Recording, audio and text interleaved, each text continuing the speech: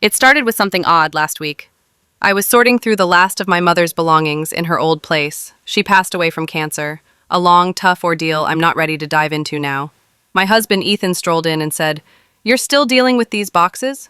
His tone had a half laugh, like he was teasing, but it stung.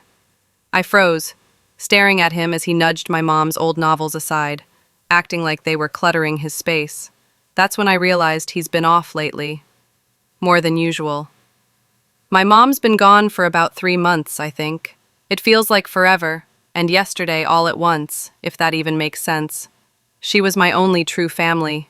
My dad's still around, but he's wrapped up in his new wife's world, and I feel like a side character in their story. Ethan's relatives live nearby, but they're a tangled mess of their own. So it's just me, Ethan, and our little girl, who's 4. I've been juggling everything. Our daughter, my mom's leftover bills, her storage unit, endless paperwork, and my own mental health. No grand plot twist here, just me sinking under grief and chores, while Ethan acts like I'm a burden. I keep wondering if I'm too fragile or dragging my feet, but then he'll say something that hits hard, and I know it's not just me. For instance, yesterday I was unpacking groceries, lost in thought, quiet. Ethan grabbed a soda from the fridge, let out this exaggerated sigh, like a sitcom dad, and muttered that he misses when I was lively. No humor in his voice, just flat, like he expected it to jolt me back to normal. I didn't even reply. What do you say? Sorry, I'm not sparkling while I'm grieving the worst loss of my life? He's been stepping out more too, not sneaking around, just casually saying he needs to unwind or meet his buddies. Then I'll spot him on social media, laughing at a bar, while I'm home with our kid, folding clothes and eating toast for dinner. The other night, he said he was helping his gym friend, Maria, with something. I said, "Cool, you'll be back for dinner?" He just gave a vague shrug. Then last night, everything exploded. Fair warning. It's messy. Our daughter had a bedtime tantrum. She's been extra attached lately, which I get with all the upheaval. Ethan got irritated, snapped at her to quit crying, which, of course, made it worse. I scooped her up, took her to her room, and did the whole bedtime story and lullaby routine. When I came back, Ethan was glued to his phone, blasting short videos, not even pretending to pitch in. I asked if he could load the dishwasher, and he rolled his eyes, muttering that I'm too demanding. I snapped a bit, saying I can't do it all alone. He shot back, "You're not the only one who's lost someone, but I'm not making everyone else suffer for it." I just gaped at him. Really? He barely knew my mom. He acts like I'm choosing to make the house gloomy. I retreated to the bathroom, locked the door, needing a moment to cry where my daughter wouldn't see.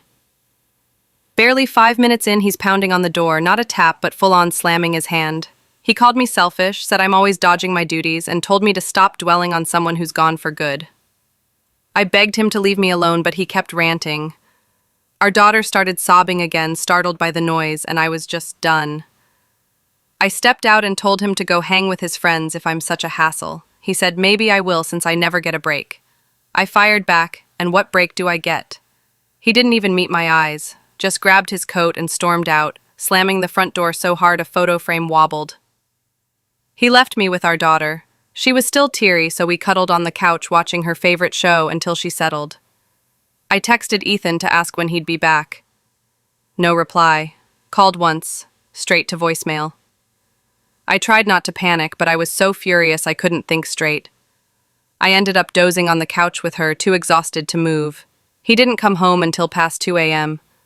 I know because I checked my phone when I heard the door. He wasn't quiet about it, clomping through the kitchen, banging the fridge door a few times for no reason, then hammering on our bedroom door. I cracked it open, and he glared at me like I was the problem.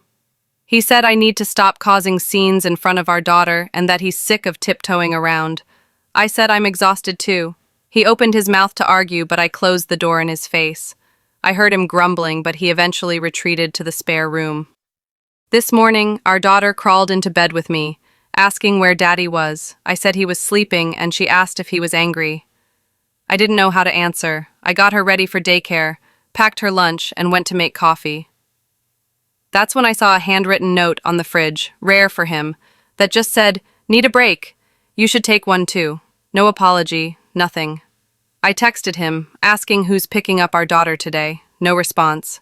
Called, no answer. 2 hours later, he finally texted, "Busy, handle it." I don't have anyone else to turn to. My dad's away, his family's a mess, and my friends are all working. So I just did it. I called my dad for advice, though he's rarely helpful. He suggested Ethan might need to deal with things his way and to give it a week, advising me not to make it worse. What does that even mean? Just pretend this is fine? All day, I swung between rage and numbness, replaying the bathroom door moment. Am I selfish? Is needing a minute alone too much? I feel like I'm unraveling. I keep checking my phone, hoping for an apology text, but nothing. Tonight, when Ethan finally showed up, I tried talking. I said we need a plan, maybe see a counselor. He brushed past me, eyes on his phone, and headed for the shower. After, I asked him to stop slamming doors or shouting around our daughter. He sneered, "Maybe if you acted like a proper wife instead of a constant mourner, I wouldn't need to." I lost it. I slapped him. It just happened. He stared, then shoved past me, grabbed a bag, and started packing. I asked where he was going, and he said he's done, that I can handle everything since I love being alone. He stormed out, leaving the door wide open. I caught our neighbor Clara giving me a look as I shut it. Now I'm here, daughter asleep, staring at the empty spot where his shoes usually sit. Part of me wants to call him, part wants to toss his stuff out. I'm so tired of being the only one holding it together. Is this my life now? Tiptoeing around and apologizing for missing my mom? Sorry for venting, but I needed to get this out. If anyone has advice or just agrees this is wild, I'm listening. I'm not flawless, but I don't deserve this. First update. I didn't expect to be back so soon, but last night was unreal and I'm still shaky. I need to write this out before I lose it. I should have known something was up when I got back from daycare drop-off and saw the garbage still by the door. Ethan always gripes if I forget it, so I waited to see if he'd do it. Nope, he just ignored it. Our daughter was moody this morning, asking for him again, and I'm so done making excuses like, "Daddy's busy." She's 4, she gets it. I tried to manage my day. Emails, calls about my mom's estate and my clingy kid. I texted Ethan to ask if he was picking her up. No reply for 2 hours. I kept refreshing my phone, knowing I'd have to sort it out. I left work early to get her. At pickup, her daycare teacher, Miss Laura, sweet but subtly judgy, asked if things are okay at home. Apparently, my daughter said, "Daddy slammed the door and Mommy's sad." I forced a smile, said it's been rough since my mom passed, and she gave me that nod like she understands but probably thinks I'm a mess. She's not entirely wrong. Got home and Ethan's nowhere. No heads up. Just a post-it on the counter, "Need some time." Seriously? I made dinner, mac and cheese with carrot sticks, all I could manage. We're watching her show when Ethan walks in, barely glances at us and heads for the shower. Our daughter runs to him, arms wide, and he just pats her head, saying he's wiped. She looked at me like she'd done something wrong.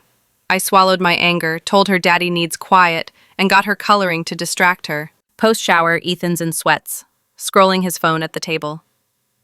I asked if he'd help with bedtime. He shrugged. I said, "Can you at least get her pajamas on?" He huffed, did it grudgingly, muttering the whole time. She asked for a story, and he said, "Not now, Mommy's got it." She cried, and he just left, back to his phone. He sat there for an hour, earbuds in, like we didn't exist. After tucking her in, I tried talking to him. I said, "You can't just check out, she needs you." He snapped, "I need me too, and I'm not wrecking myself to fix your feelings." I said it's about parenting, not me, but he just shook his head, saying, "You always make it about you." I grabbed my things, went to the bedroom to breathe, and noticed his phone light up. I shouldn't have looked, but I did. A text from Clara, his cousin's wife, who he rarely talks to, about meeting up Friday and hope you're okay. I asked about it, and he snatched his phone, called me paranoid, and stormed to the balcony. I followed, and we ended up shouting. He accused me of controlling him. I said he's acting like a stranger. He shoved past me, slammed the balcony door so hard the glass shook. I yelled that he can't just run from hard stuff, and he said, "Maybe you should try it." He vanished to the guest room with his phone and stayed there. I heard him talking to someone but was too drained to care. I sat in my room, staring at the wall, wondering how we got here. This morning, he was gone before I woke up. No note, no coffee, nothing. Our daughter was up, watching cartoons, eating dry cereal she'd grabbed herself. She asked if Daddy's mad at her. I nearly broke, told her she's not at fault, but she didn't seem convinced. I called my dad, hoping for something useful. He said maybe Ethan's grieving differently, and to give him space. I snapped, "What about my grief? Our kid?"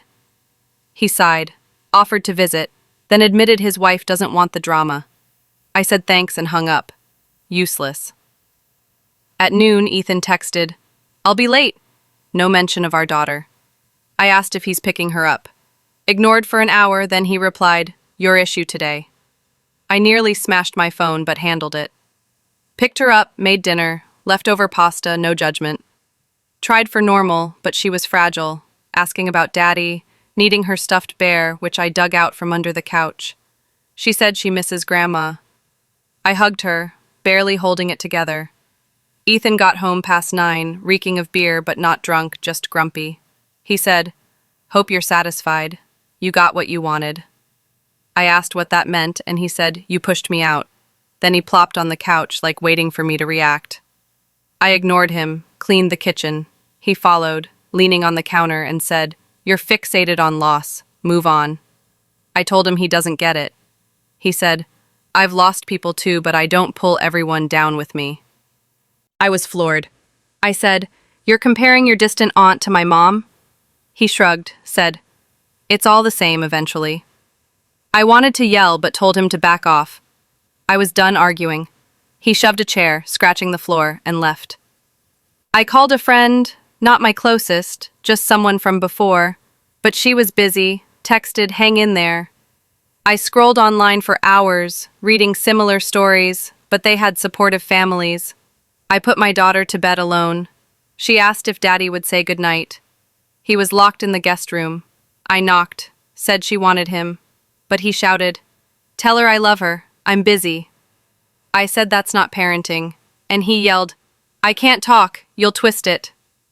In my room, I wondered if this is it now, me doing everything while he criticizes or ghosts us. I'm losing it, but also caring less about his approval. I'm angry, tired, and done being the only one trying. I considered calling his mom, but last time she said, "Men are men," and suggested I doll up and cook. Gross. I'm worried about what this is doing to my daughter. She's absorbing it all, asking questions I can't answer. I want to take her and leave, but where? My dad's a no, Ethan's family's out, and my friends have their own lives. So here I am. Ethan's break is him quitting as a dad, and I'm supposed to cover for him and act normal. I can't keep this up, but I don't know my next step. I'll update if things shift, but I'm not hopeful. I'm just exhausted and done doing this solo. I said I'd update if something changed, but this isn't what I meant. Thanks for the messages and replies. I haven't answered everyone, but it helps, even from strangers. I need it. Things got weird, as usual. Ethan's been leaving his phone face down constantly, not sometimes, always, even when it's charging. I'm not usually suspicious, not the possessive type, but with everything lately it's noticeable. He acts like I'm the issue if I point it out. Yesterday morning was rough. I barely slept and my daughter woke up next to me, asking to go to the playground. I said maybe. She asked if Daddy's coming. I said possibly, knowing he wouldn't. I got up, went to the kitchen, and there's Ethan, dressed, keys in hand, bag packed. I asked where he's off to. He said, "Tony's, I told you." But he didn't. It doesn't even matter anymore, but his tone was so rehearsed. He left without a glance at our daughter. I tried for a normal day. Breakfast, cartoons. I called my dad, hoping he'd finally offer something solid. He's in Florida with his wife's family, told me to stay strong, and maybe take a trip. Sure, with no cash and a kid who won't sleep without me nearby. Later, I got a text from Tony's wife, Clara. I mentioned her before. She had a heart emoji in Ethan's phone, odd, but whatever. She's flirty, but seemed harmless. She asked for a pizza place recommendation for their kid's birthday. Normal, but it felt wrong. I asked if Ethan was there. She said, "No, why would he be?" I stared at my phone, stunned. I asked about Tony. She said he's at work, but she'd pass on my hello. So Ethan's not at Tony's. I texted him. No answer. Called, endless ringing, then voicemail. I left a message asking if he's okay, then waited. I'm not proud, but I checked his location on our old family app, set up when our daughter was born. I'd forgotten it was still active. He's across town at some random address, not moving.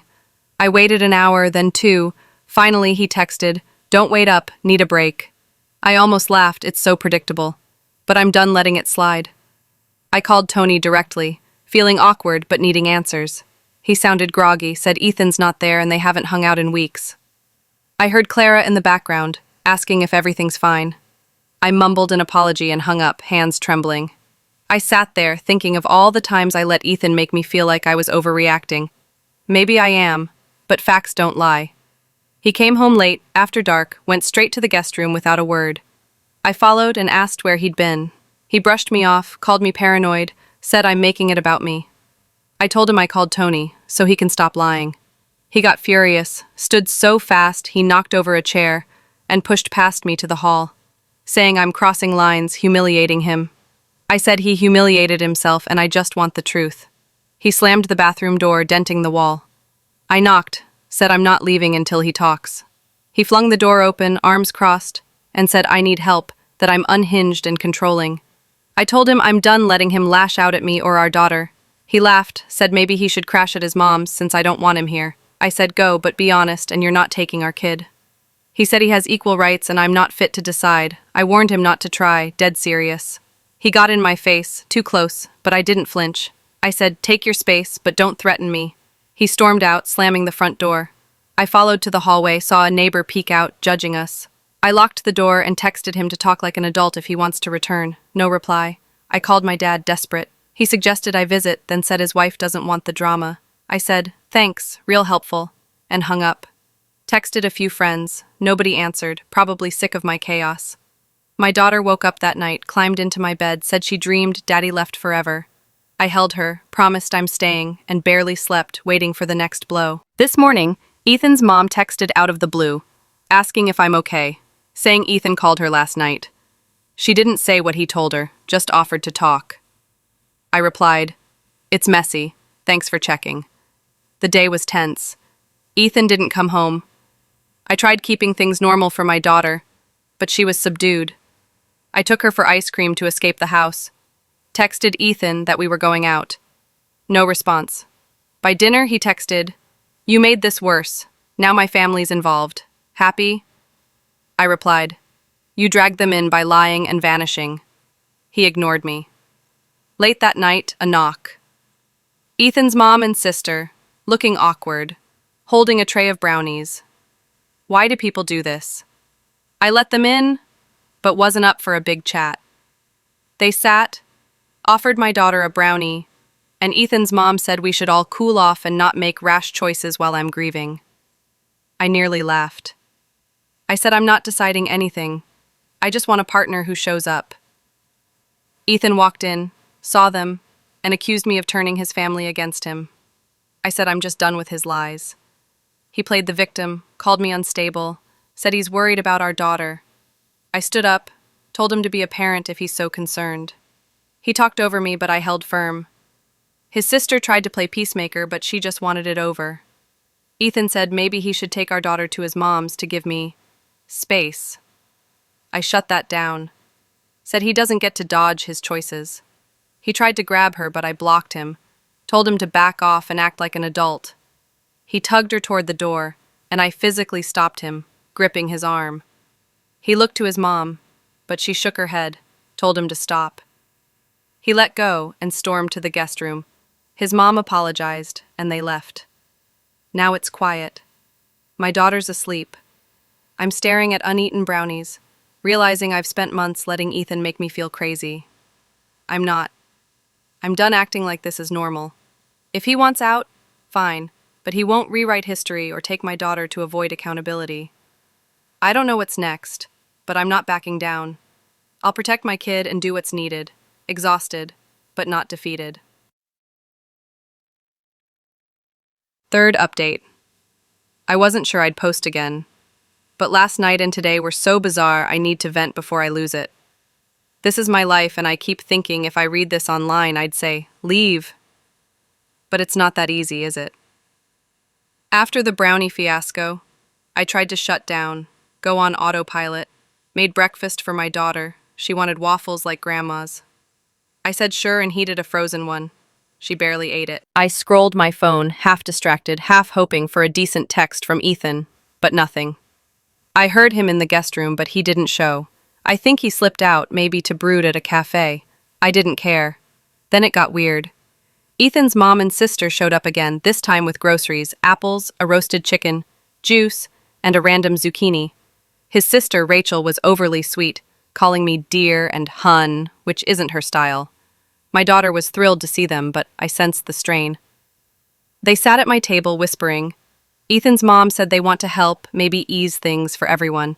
I asked what that means. She suggested a family talk and that I take time for myself, maybe let them watch my daughter for a weekend to rest. The word rest felt heavy. I politely said I'm not okay with that. I want her with me. Rachel nodded but was texting under the table, probably updating Ethan. I asked if he sent them. His mom said he's concerned, that I'm struggling. I wanted to scream. I said, I'm struggling because my mom died, and my husband ditches me constantly. They exchanged looks like I was irrational. Then Ethan walked in, rare when his family's here.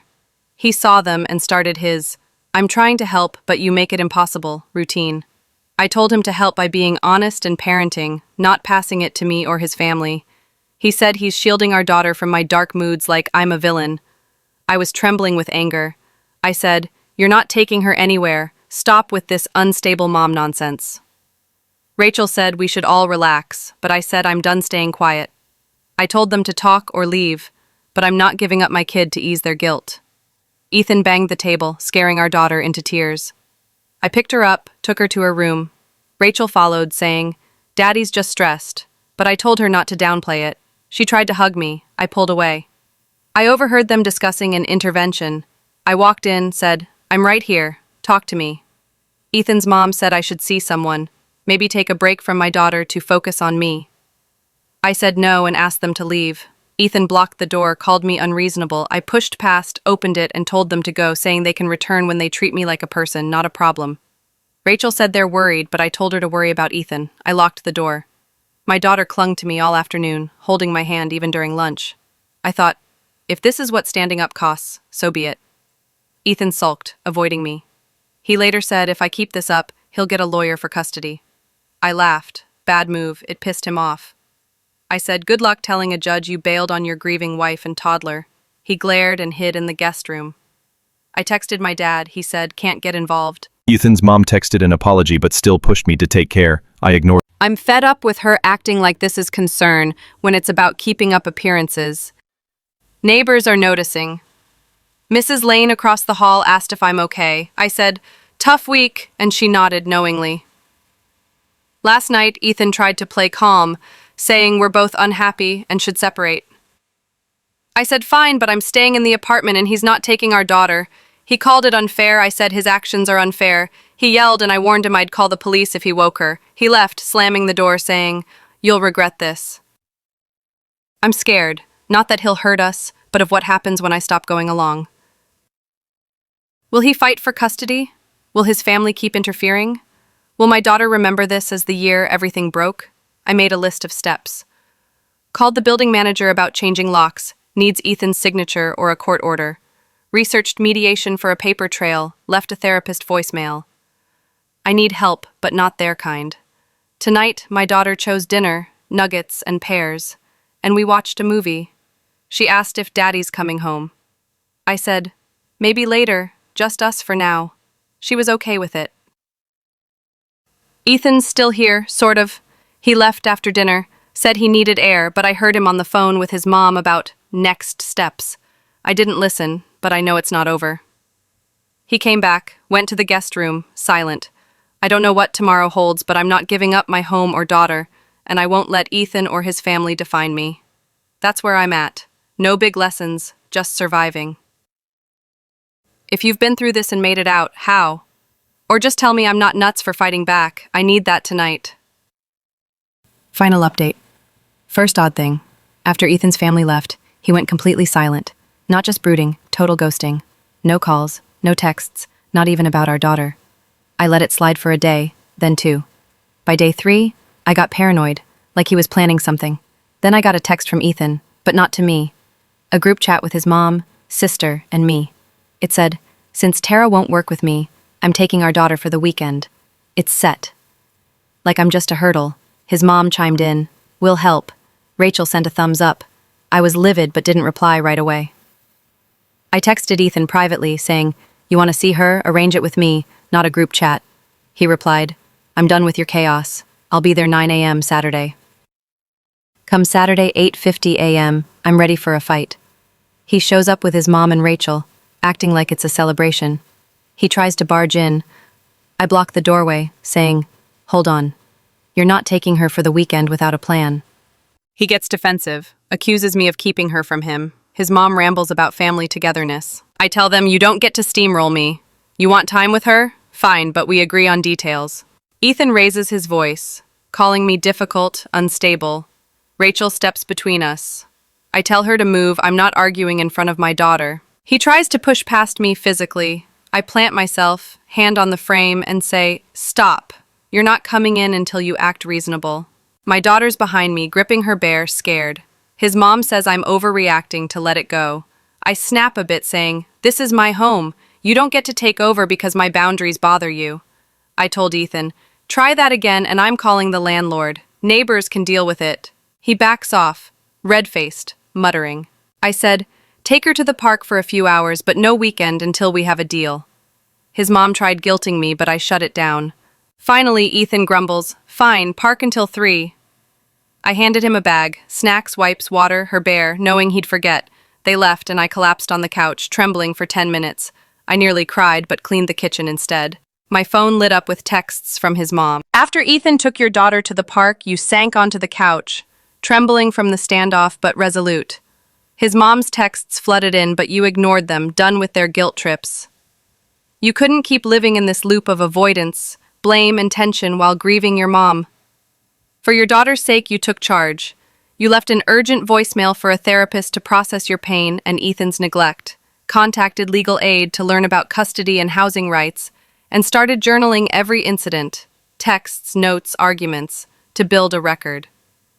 When Ethan returned your daughter, quieter without his family's support, you stayed calm, focusing on her. Nuggets, cartoon dances, bedtime cuddles. You texted an old friend who agreed to meet for coffee, a small lifeline. You researched support groups, saved contacts, and checked on changing the locks, noting the need for a court order. Ethan's absences grew predictable, but you stopped chasing, instead packing an emergency bag for you and your daughter. A lawyer advised documenting everything and suggested a separation agreement if Ethan wouldn't engage. One evening, as your daughter colored, you wrote Ethan a letter, not to send, but to reclaim your clarity, venting your grief and resolve. Days later, he asked to talk. You insisted on a neutral space, maybe with a mediator. The talk was rocky. He deflected, you held firm, but he listened a bit. You demanded honesty and involvement with your daughter. He didn't promise, but didn't storm off. You kept up therapy, enrolled your daughter in art classes for joy, and explored remote work for financial relief. Ethan's family backed off, and you heard Tony and Clara had their own issues, explaining odd texts. It's not a tidy end. Your mom's loss lingers, Ethan's words still hurt, and the path ahead's uncertain. But you're not bending anymore. You're weaving a safety net, friends, counseling, legal steps, and showing your daughter her mom's strength. Whether you and Ethan mend or part, you know you'll thrive. You're not broken, you're unstoppable, one step at a time. Hey everyone, thanks for watching this video. If you connected with the story or found it relatable, please give it a thumbs up and hit that subscribe button to stay updated with more content like this. Your support means the world, and sharing this video helps others find it too. Drop a comment below to share your thoughts or experiences. I'd love to hear from you. Let's keep the conversation going and build this community together.